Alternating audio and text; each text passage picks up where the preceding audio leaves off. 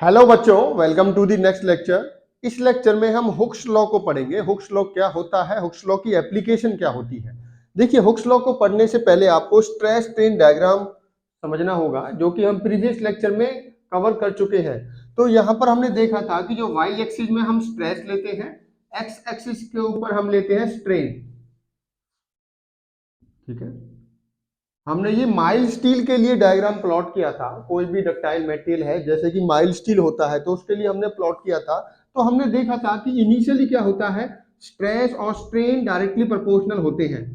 ठीक है, उसे बुलाते हैं प्रोपोर्शनलिटी लिमिट। उसके बाद एक पॉइंट आता है इलास्टिक लिमिट, जहां इस पॉइंट तक अगर मटेरियल को अनलोड करते हैं तो उसकी ओरिजिनल शेप और साइज रिगेन कर लेता है। ठीक है, उसके बाद यील्ड पॉइंट आता है। ठीक है, उसके बाद फिर हमारा परमानेंट डिफॉर्म होता है, फिर ये अल्टीमेट पॉइंट आता है। ठीक है, और फिर लास्ट में फ्रैक्चर पॉइंट आता है। तो यहां पर देखिए, हमें प्रोपोर्शनल लिमिट से मतलब है। देखिए, up to proportional limit stress is directly proportional to strain, यही हमें हुक्स ने बताया था।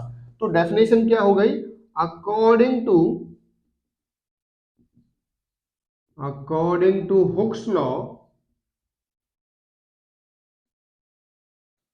stress is directly proportional to strain. Stress is directly proportional to strain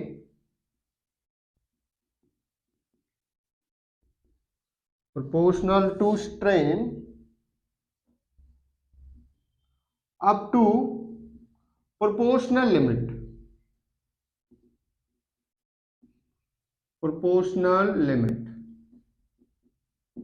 ठीक है, प्रोपोर्शनल लिमिट तक। देखिए, आपको दिख रहा होगा ये लाइन बिल्कुल स्ट्रेट है। ठीक है, तो ये आपने ये भी पढ़ते हैं कि अगर ये y है, ये x है, और ये लाइन 45 डिग्री पर होती है, तो हम कहते हैं y is directly proportional to x। उसी टाइप से ये प्रोपोर्शनल लिमिट तक, जब तक हम स्ट्रेस को बढ़ाते रहते हैं, एक पॉइंट ऐसा आता है जिस पॉइंट तक स्ट्रेस और स्ट्रेन डायरेक्टली प्रोपोर्शनल होते हैं। डायरेक्टली का मतलब है कि जितने अमाउंट से स्ट्रेस बढ़ रहा है, इक्वली अमाउंट से आपकी स्ट्रेन भी बढ़ती है। ठीक है, उसी रेशियो में बढ़ती है। तो अब इसको देखिए, हम कैसे बोल सकते हैं, stress is directly proportional to strain. कहां तक, up to proportional limit. Proportional limit, देखिए ध्यान रखिए, मैंने अप टू बोला है।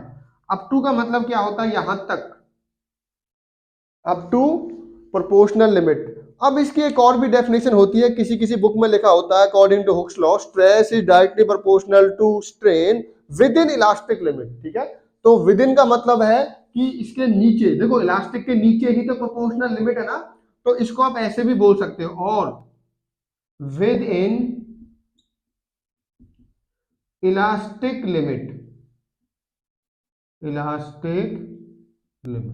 दोनों ही डेफिनेशन करेक्ट है।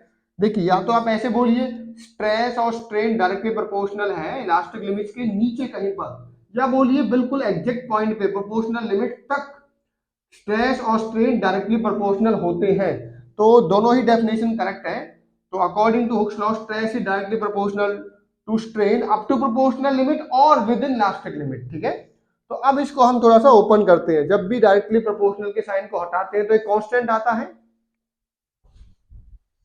देखिए, stress is directly proportional to strain, जब प्रोपोर्शनलिटी के साइन को हम हटाएंगे तो एक कांस्टेंट आता है। ठीक है, इस कांस्टेंट को हम क्या बुलाते हैं, वेयर ई इज, ये एक इलास्टिक कांस्टेंट होता है, इसको हम बुलाते हैं यंग्स मॉडुलस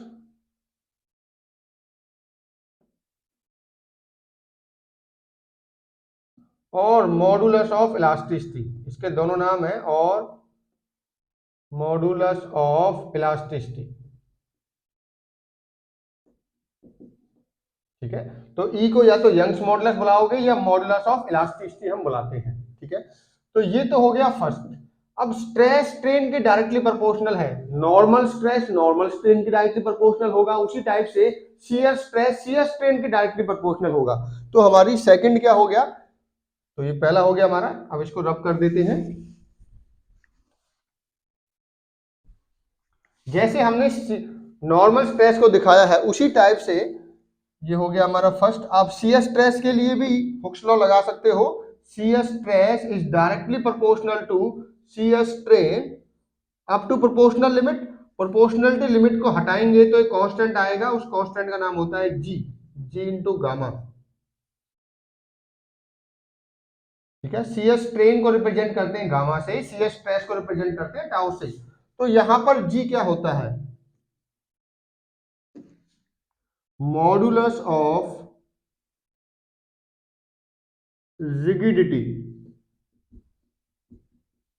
ठीक है, और इसको हम शियर मॉडुलस भी बुलाते हैं, शियर मॉडुलस।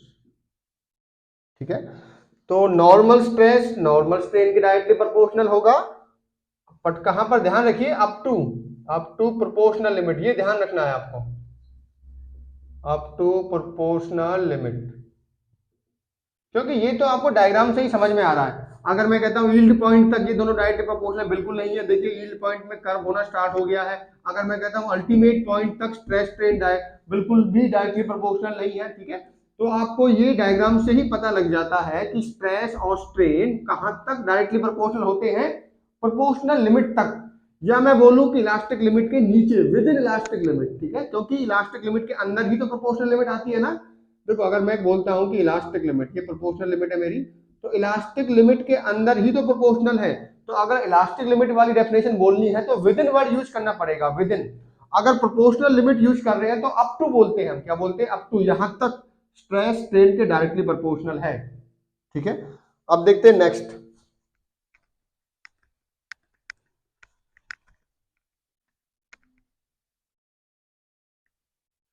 नेक्स्ट, अगर मेटेरियल के ऊपर 3 डायमेंशनल स्ट्रेस लगा हुआ है,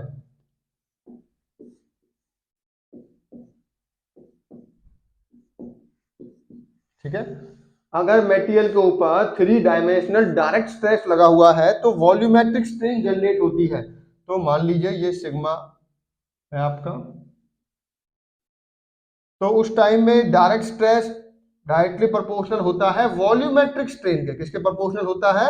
वॉल्यूमेट्रिक स्ट्रेन। कहीं कहीं पर इसको हम प्रेशर भी बुलाते हैं, pressure directly proportional to volumetric strain, या direct stress directly proportional to 3 dimensional जो स्ट्रेस होगा वो डायरेक्टली प्रोपोर्शनल होगा वॉल्यूमेट्रिक स्ट्रेन। तो जब हम इसको हटाते हैं, या तो आप ये वर्ड यूज कीजिए या ये, तो P इक्वल टू क्या हो जाता है, K